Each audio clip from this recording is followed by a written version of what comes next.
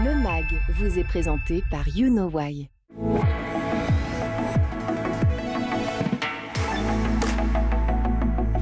Bonjour à tous, très heureux de vous retrouver. School TV, le MAG, 30 minutes sur la scolarité de vos enfants. Mais oui, à chaque fois une thématique forte, une initiative sur le plan local et ou national, voire international. Toujours avec Alix. Salut Alix. Salut Patrice. Alix Nguyen. C'est parti pour le sommaire. Le MAG qui met à l'honneur aujourd'hui le FLAM. FLAM pour français langue maternelle. Le monde entier se donne rendez-vous à Paris. Et oui, 3 jours d'échanges autour de la francophonie et bien évidemment de la langue française avec un thème, l'avenir des flammes à l'horizon 2030, on en parle très largement dans un instant. Aujourd'hui, on estime que 2 enfants français sur 3 n'ont pas accès à l'enseignement du français à l'étranger. Quelles sont les actions mises en place par le réseau FLAM, justement? Comment maintenir, voire enrichir le lien, la pratique avec la langue? Quelle importance? Là aussi, on se pose toutes ces questions dans un instant. Il y a une loupe. La loupe, c'est avec Alix. Oui, et je mets en lumière 2 témoignages de jeunes franco-congolais qui éprouvent quelques frustrations de ne pas avoir appris leur langue maternelle. Dans une dizaine de minutes, on y va.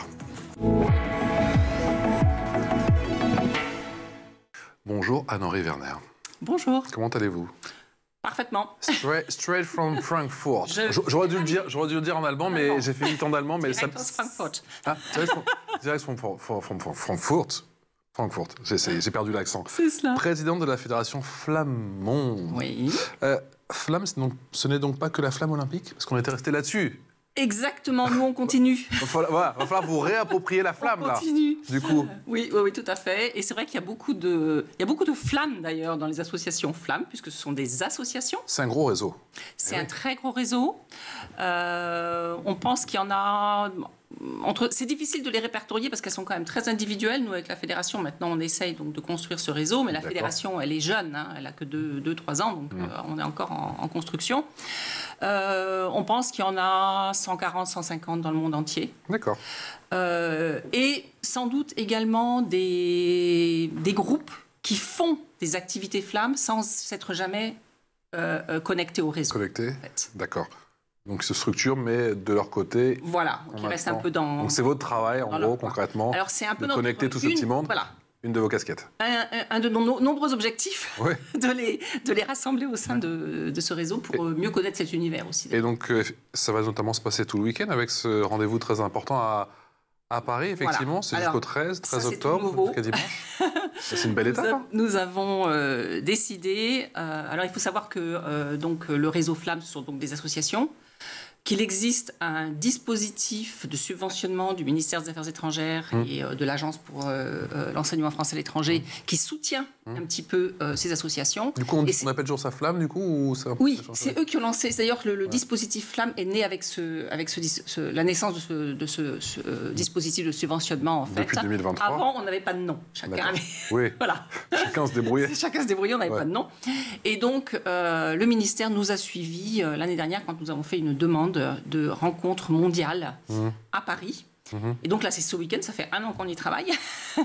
Nous attendons 83 associations, 115 personnes, et avec une ouverture le vendredi après-midi, où là, nous aurons également des représentants institutionnels du ministère, de l'AEFE, des élus des Français de l'étranger, sénateurs, sénatrices, députés, conseillers des Français de l'étranger, pour donner une visibilité au réseau Flamme. 3 jours d'échange avec ce réseau Flamme et beaucoup de monde effectivement au rendez-vous à Paris. L'avenir des flammes à l'horizon 2030, ça c'est le thème, on en vient dans un instant. Mais c'est quoi la différence entre flamme et fleu? Alors, la différence est dans le nom, français langue maternelle. C'est-à-dire que nous nous adressons à des enfants qui naissent à l'étranger, dans une famille où il y a au moins un parent français.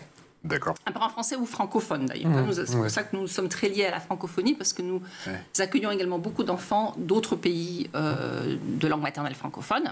Il y aura des Québécois ce week-end? Alors, ce week-end, je ne sais pas. C'est possible, parce que dans nos intervenants, alors là, donc, à la rencontre, on n'aura que des responsables associatifs et certains enseignants. On n'aura pas les enfants ni les familles. Même si, des fois, les rôles sont mélangés, parce que ce seront souvent des initiatives parentales. Je ne sais pas s'il y a des personnes qui ne sont pas de France, que je ne les connais pas encore toutes, justement. On va voir ça. C'est l'objet de ce rendez-vous. C'est fort possible. Alix. Pourquoi est-ce si important pour vous de promouvoir le français comme langue maternelle? Alors, d'une manière générale, je vais remarquer, alors déjà chez moi, mais chez les autres aussi, que les Français sont très attachés à leur langue et à leur culture. C'est pas le cas de tous les pays, de tous les peuple, finalement. Ouais.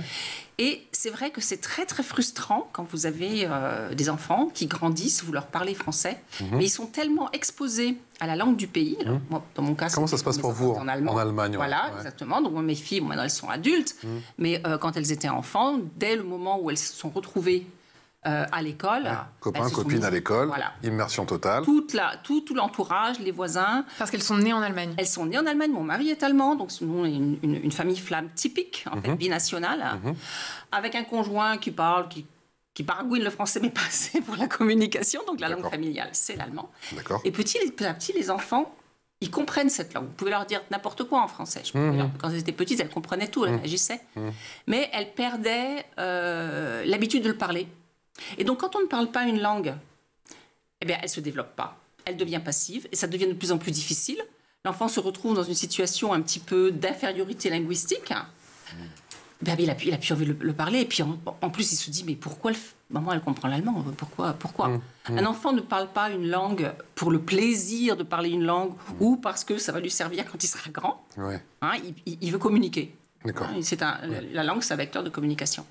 Et donc, le principe des associations flammes, c'est de les mettre une fois par semaine dans un groupe d'enfants. Alors déjà, ils se rendent compte, mais je ne suis pas tout seul dans cette situation. Il y a d'autres enfants. Et là, on a des intervenants, des enseignants, des animateurs, des animatrices qui vont les faire, alors selon l'âge évidemment, jouer, lire des histoires, chanter, puis petit à petit lire, écrire. On commence à quel âge? Alors ça dépend des associations. Les associations sont très, très autonomes. Par exemple, la mienne commence à 2 ans. Wow. On prend les enfants tout seuls à 2 ans dans un groupe pendant toute une matinée. Et ils font des programmes Plus on prend tôt, mieux c'est. extraordinaires. Plus on les prend tôt, mieux c'est. Parce qu'ils s'habituent finalement à pratiquer. Ça prend du sens pour eux. Ils s'approprient cette langue. Dès qu'ils sont sortis, ils se remettent à parler l'autre langue. Ça, c'est clair. Mais on sent véritablement. Puis en plus, ça met un petit peu les parents dans le projet. Les parents se sentent soutenus aussi par l'association. C'est aussi du soutien aux parents. Parce que c'est frustrant, je peux vous le dire. C'est très, très frustrant cette situation de se sentir un petit peu isolé dans sa propre famille. Ouais. Et donc La frustration, elle vient d'abord des parents. Alors, voilà. Et c'est la difficulté. Parce que finalement, ce sont les parents qui décident de mettre leurs enfants dans un groupe flamme. L'enfant, il ne demande pas. Oui. Et donc, les associations flammes doivent rendre ça attractif pour que les enfants aient envie d'y rester, de revenir et d'y rester un certain nombre d'années. Nous, on accompagne des enfants donc, de 2 jusqu'à 18 ans. Notre dernier groupe, donc dans l'association dont je suis responsable à Francfort, notre dernier groupe, ce sont des préadolescents, adolescents qui font une émission de radio. D'accord. Donc, on voit que ça a de l'efficacité. Et commencer adolescent, c'est trop tard? Commencer adolescent, si on n'a jamais parlé français avant, c'est trop tard. Ouais, c'est trop tard. Ou alors, il faut avoir une motivation énorme. C'est quoi? Mais c'est du coup avant 8-9 ans? Disons que nous, on s'aperçoit... Oui. Non, mais nous, on s'aperçoit que quand on a des... Super pour mes enfants, c'est pour ça. Je vais tout vous expliquer. Nous, on s'aperçoit que des fois, on a des familles qui ne rentrent chez nous que quand les enfants sont scolarisés en primaire. Pour la bonne raison que dans ce cas-là, les cours se passent, ou les activités se passent le samedi. Et que les autres, pour les plus petits, c'est en week-end et en semaine, et quand les parents travaillent, ils n'ont pas le temps de les emmener. Et bien, on s'aperçoit véritablement qu'on voit une différence de niveau entre les enfants qui ont fréquenté nos groupes tout petits, avant 6 ans, avant le primaire, et ceux qui débarquent à 6 ans. Ils n'ont vraiment pas le même niveau de français. Comme vous le disiez tout à l'heure, la compréhension, pas de problème. Pas de souci. Pas de souci. Par contre, s'exprimer, oser s'exprimer, le vocabulaire. Il faut dire aussi, à la maison, on a vite un vocabulaire qui est assez limité. Oui, c'est toujours le même champ lexical. Comment s'est passée ta journée? Avec qui t'es amusé? Va faire tes devoirs? Va te laver les dents? Les injonctions de parents, quoi. Ouais. Voilà, c'est vrai, au quotidien, finalement. Ouais. Et même notre langue maternelle, vous, en France, etc., finalement, on la pratique à l'extérieur. Oui. Et puis, elle s'enrichit de tout ce qu'on vit, de toutes les expériences qu'on fait, en fait. Et c'est ce que nous proposons à ces enfants aussi, de vivre d'autres expériences en français, d'être avec d'autres enfants, de parler français. C'est peut-être ça, parce que ce qui était important, Anne, ce que vous disiez, c'était il faut donner à ces enfants l'envie de venir et de revenir surtout. Et ça passe, j'imagine, par la création de ce lien avec les autres enfants, au-delà de l'apprentissage de la langue française. Je dirais même que c'est plus important. Ouais. D'abord, être avec d'autres enfants, et puis d'être dans un contexte ludique, dans un contexte où on s'amuse. Ou même, récemment, j'ai une de mes enseignantes qui me disait que dans son groupe, les enfants adoraient faire des dictées. Voilà. Amener des enfants à avoir envie de faire des dictées. Parce que c'est pas dans un cadre scolaire, c'est pas dans un cadre contraint, il n'y a pas de notes, il n'y a pas d'évaluation, etc. On fait de tout, on fait des jeux. D'accord. J'ai un autre groupe... On va faire de la poésie à la maison, alors. On va faire de la poésie, Alors, plein de choses sportif. comme ça. Mais c'est essentiellement de l'oral ou il y a de l'écrit aussi? Alors, il y a de l'écrit aussi à partir du moment où ils sont scolarisés, donc en école primaire, on introduit aussi l'écrit. Parce qu'il paraît que c'est quand même très important, l'écrit, pour les parents qui souhaitent revenir ou venir un jour, C'est pour le vrai. coup, en France. C'est Je vrai. prends mon cas, moi, personnel. Ils ont 3 et 5 ans. Ouais. Ils parlent parfaitement portugais. Ils parlent très bien anglais. Le français, c'est à la maison. Mais c'est pas mal pour les remontrances, c'est vrai. Les injonctions, comme tu disais, Alix. Et c'est vrai que c'est toujours un peu le même champ lexical.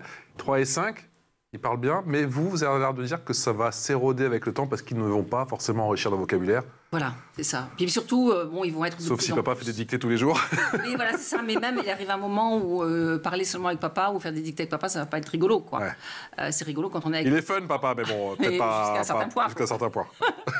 Et en fait, alors par contre, vous parliez de gens qui souhaitent peut-être rentrer Oui. en France. Alors, nous, c'est vrai que comme la communauté flamme, en général, c'est pas les expats, Oui. c'est plutôt des personnes qui sont installées sur le long terme à l'étranger.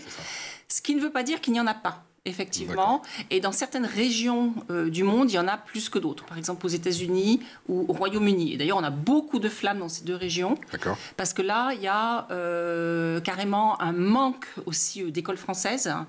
Et donc, le flamme va se substituer à cela, même si ce n'est pas de la scolarité, D'accord. mais va quand même essayer de donner un niveau à ses enfants pour que si, effectivement, ils rentrent en France, ils puissent être rapidement à niveau. Dans ce cas-là, il faut... Alors du coup, c'est combien de fois par semaine? Parce que du coup, ça va être plus conséquent. Malgré là, tout, j'imagine. non, le problème, c'est que malgré tout, ce sont des enfants qui sont scolarisés dans le milieu local, se donc ils n'ont rajoute, pas hein. beaucoup de temps. Eh non. Donc tout ça, il faut le faire. Ça, plus les Voilà, activités tout ça, il faut- extrascolaires, exactement, machin. Il faut le faire quand même en général en une matinée, qui est en général le samedi matin.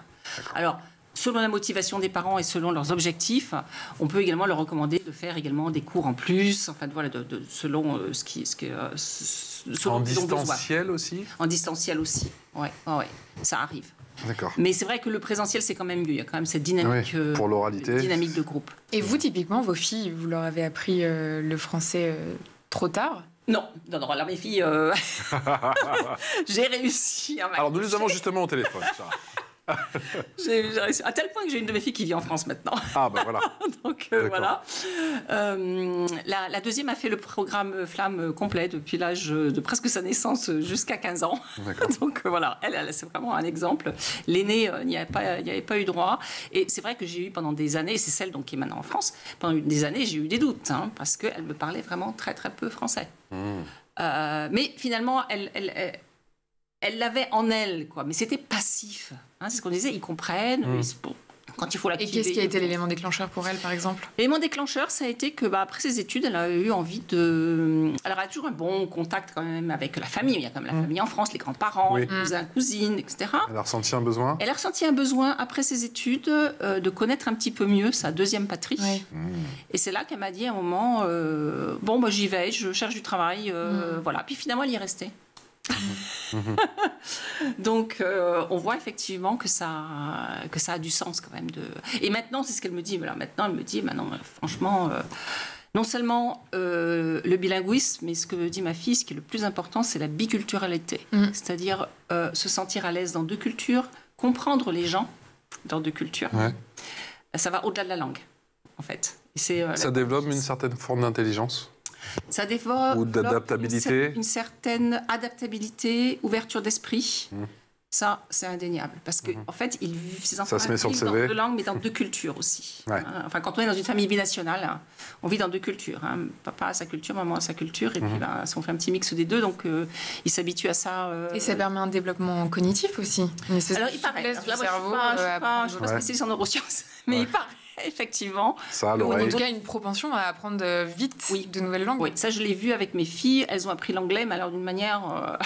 Bah oui. très rapide, avec un très bon niveau, très rapidement. Et je pense aussi que c'est que le fait d'avoir été exposé déjà à deux langues dès le départ. Ouais.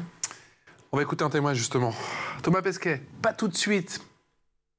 On va commencer avec Amélie qui nous parle depuis Dubaï, la jeune Amélie. Je pense qu'en prenant ces cours de français et langue maternelle, ça m'a vraiment aidé à me sentir beaucoup plus à l'aise et plus confiante pour parler français et m'a encouragée à postuler dans une école française car j'étais plus à l'aise dans un environnement francophone. Et ça m'a aussi aidé dans écrire à ma rédaction de ma lettre de motivation au niveau de français, dans mon expression et du vocabulaire que j'ai utilisé. Pour moi, les cours de français m'ont beaucoup appris sur la culture française, de son histoire dans le passé et la culture actuelle. Et j'ai trouvé que ça c'était vraiment utile parce qu'on apprend beaucoup sur la société française et ça peut appliquer à nous surtout si on vit en France. Et ça m'a également permis d'élargir mes connaissances sur la langue française, du grammaire et la langue professionnelle, ce qui vous aide à communiquer dans différentes situations. Anne, Amélie, on écoutait, effectivement, on a parlé de culture, d'héritage. Cela prend encore un petit peu plus de poids, forcément, quand on n'est pas, j'allais dire en France, mais il n'y a pas que la France, effectivement, dans un pays francophone. Oui, tout à fait. Et c'est ce que j'étais en train d'ajouter, c'est que de plus en plus, nous avons des parents qui nous contactent. Et donc, je prends l'exemple de l'Allemagne, parce que je suis en Allemagne. Ça va être un parent qui est français, parce qu'il a une mère française ou un père français. Mais cette personne-là, cet adulte, donc, est né en Allemagne, a fait toute sa scolarité en Allemagne, n'a jamais vécu en France, a maintenant des enfants et veut quand même transmettre la langue française. Et là, on arrive vraiment dans le sujet des langues d'héritage, de poursuivre une lignée. Alors pour eux, c'est encore plus difficile que pour nous, pour des personnes qui viennent de France s'installer à l'étranger. Et donc, on les accompagne aussi. Et par contre, moi, j'ai 2-3 familles comme ça, dans cette situation que je suis maintenant depuis plus d'une dizaine d'années. Donc, j'ai vu l'évolution des enfants qui ont maintenant plus de 10 ans, enfin certains s'approchent de l'adolescence. C'est absolument extraordinaire de voir ces enfants, finalement, qui sont des petits-enfants d'une personne française qui est juste installée à l'étranger et qui arrivent à avoir un niveau de français absolument extraordinaire dans un environnement totalement allemand. Ouais. On a hâte que vous les invitiez. Je vous ai promis Thomas Pesquet, le voici. Moi, j'étais plutôt bon élève, ça surprendra peut-être pas grand monde, et j'étais toujours très fier de faire 0 faute en dictée, ou une faute au pire, de ramener ma copie à mes parents qui me disaient que c'était bien quand j'étais petit, et un jour je fais 2 fautes à ma dictée. Et là vraiment c'était la grosse honte, et ces 2 fautes c'était sur des doubles consonnes. Et c'était mon gros point faible, et je me rappelle que mes parents s'étaient beaucoup moqués de moi, avec mon grand frère aussi. Ils pensaient que sans doute que c'était gentil, mais ça m'avait beaucoup vexé. Et depuis j'ai développé une aversion très particulière et très poussée envers les doubles consonnes. Voilà, mais je me soigne. Et l'astuce pour plus faire la faute, je les prononce un peu, enfin du moins un peu moins maintenant, mais quand j'étais petit je les prononçais beaucoup dans ma tête. Moi je lisais beaucoup, et quand je lisais en fait je prononçais un peu les doubles consonnes. Quand il y avait 2 R, je prononçais un R dans ma tête un peu plus prononcé. Quand il y avait 2 M, un M un peu plus prononcé. Et maintenant j'entends encore les mots comme ça, donc je fais plus la faute. Voilà. C'est devenu un pote? Bah non, on n'a même pas... Bientôt. Non, mais toujours aussi disponible, il est incroyable. Il est très disponible parce qu'on lui avait envoyé cette demande, c'était au tout début de la fédération, en fait, on commençait notre communication, et notre chargé de communication avait eu l'idée de faire ces petites vidéos, ton pire cauchemar de grammaire, et elle avait Thomas Pesquet dans ses contacts, elle lui a envoyé, il a fait la vidéo immédiatement. Ouais. Et pour nous, ça a été évidemment une immense visibilité tout de suite, quoi. On a dit objectif multiple, effectivement, pour ce rendez-vous à Paris. C'est horizon 2030. Qu'est-ce qu'on va attendre? Alors, l'horizon 2030, c'était il y avait 2 petits... Il y a un clin d'œil. Parce que c'est demain. Hein. C'est demain, oui. Parce qu'en fait, il y a un plan... qui a été fixé par le président de la République en 2018, de doubler les effectifs des enfants qui sont scolarisés dans les réseaux français à l'étranger. Alors nous, on n'est pas concernés, les Flammes, évidemment, puisqu'on n'est pas scolaire. Mais on s'est dit, nous aussi, qu'est-ce qu'on a comme pour objectif de 2030? Et nous avons effectivement un objectif de développement aussi. Et le deuxième point sur 2030, ce sont les objectifs de développement durable, Agenda 2030 de l'ONU. Et notamment, je crois que c'est la résolution ou l'ODD numéro 4, qui promet une éducation de qualité gratuite pour tous tout au long de la vie. Alors, gratuit, c'est irréaliste, mais une des missions et un des objectifs de presque toutes les flammes dans le monde, c'est d'être accessible financièrement à tout le monde. Donc des tarifs bas, beaucoup de bénévolat forcément, parce qu'il faut compenser. Et ça devient... Donc c'est pour ça que ça va être également un gros sujet donc, pour cette rencontre, parce que ça devient de plus en plus difficile. Ben, l'accès, je le disais en introduction. Exactement. Et puis, on estime que c'est 2 enfants français sur 3 voilà, c'est ça. Qui n'a pas accès à l'enseignement du français étranger. C'est ce qu'on estime. Ouais. Voilà. Donc, c'est énorme, hein? C'est énorme. Non, mais c'est énorme. Si on réfléchit un peu, on s'aperçoit, par exemple, dans les établissements français à l'étranger, ces établissements, il n'y a qu'un tiers de Français. Il y a 2 tiers d'étrangers, en fait, hein, parce que ce n'est pas seulement pour les Français. Et puis, ils sont assez chers, quand même. Hein. Donc, on s'aperçoit qu'il y a de plus en plus d'associations qui ont du mal un petit peu à combiner cet objectif de rester à des tarifs bas pour que ce ne soit pas la sélection par l'argent, pour que tout le monde puisse y avoir accès. Et en même temps, quand vous êtes dans des grandes villes comme la mienne, louer un local, c'est cher. Oui. Il y a l'assurance, il faut payer les enseignants, le matériel, etc. Et donc, on a de plus en plus de mal à se financer. Et donc, voilà, ça va être un des grands thèmes, sans doute, qui va émerger, en fait, pendant ce week-end. Alors, je sais déjà que nous avons des associations dans certains pays du monde qui sont plus avantagées, parce que, par exemple, il va y avoir les écoles locales qui vont leur prêter des locaux. Dans ce cas-là, si vous payez pas de locaux, ben voilà, c'est déjà plus facile. Donc on va comparer un petit peu tous nos modèles, nos idées, comment on fonctionne tous pour voir, essayer d'avoir des bonnes suggestions pour tout le monde. Très cher Anne, c'est l'heure de la loupe. Et la loupe, c'est avec Alix.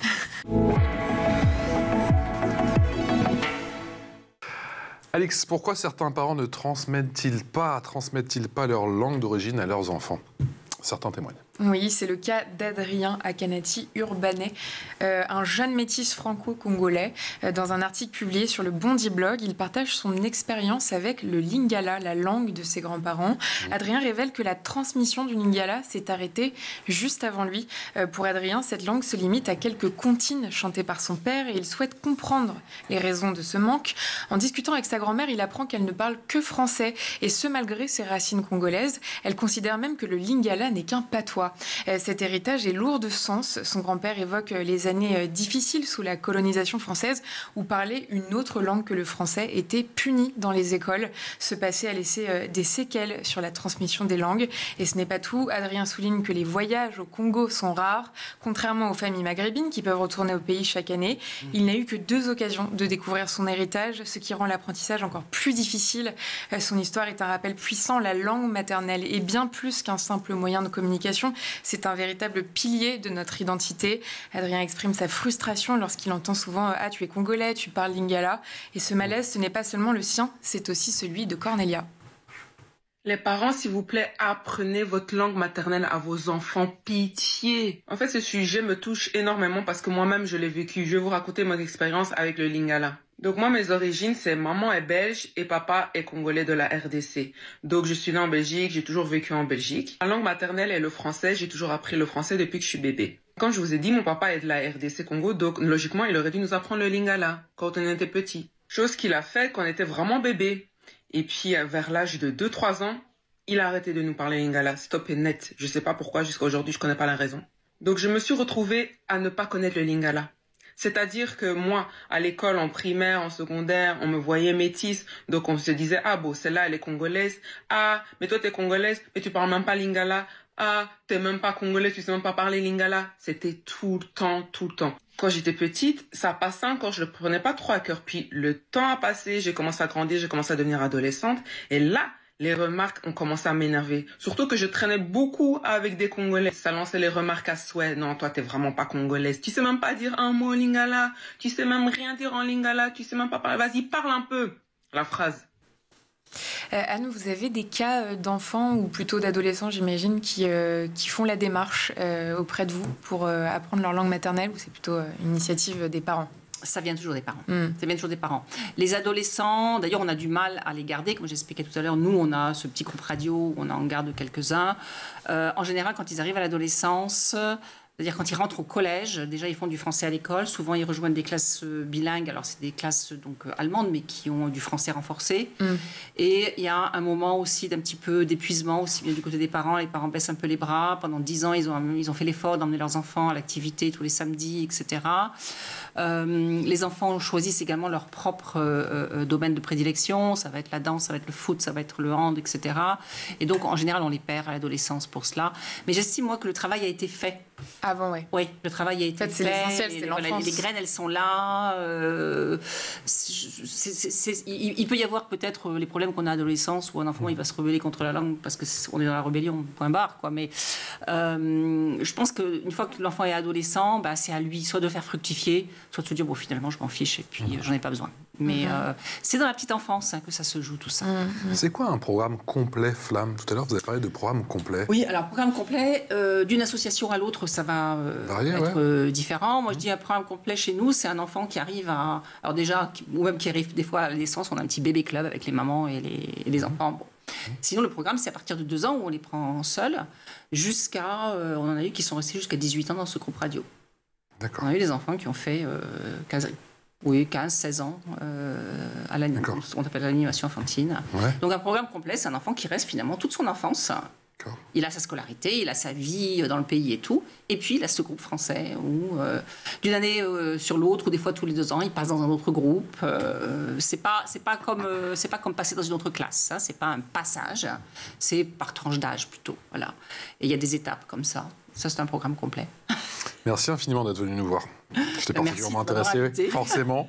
Anne-Henri Werner, un grand merci à vous. On rappelle, c'est 3 jours de rendez-vous, ça commence aujourd'hui. Ça se termine ce dimanche 13 octobre 2024. C'est où à Paris d'ailleurs, on n'a pas précisé?